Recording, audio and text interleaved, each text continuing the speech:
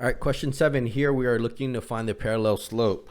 So what parallel slopes means is that they're going to have parallel means to have the same slope. So here the slope is m is equal to 2. So we can say that the parallel slope is m is equal to 2. Same thing. All right. B, well, we can't just take a look at this and try to find the slope. So we have to convert into y is equal to mx plus b. So here's the equation.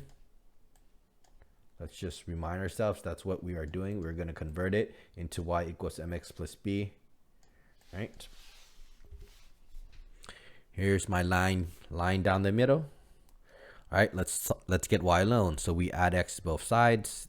This cancels. You get 2y is equal to x minus 6 divided by 2 divided by 2 divided by 2. Do it to everything. This cancels. Y is equal to 1/2 x minus 3. There you go. You have the slope right here. So m is equal to 2. So the parallel slope would be the same. M is equal to also, sorry, not 2, 1/2. So the slope is also just 1/2. It has to be identical. Okay, there you go.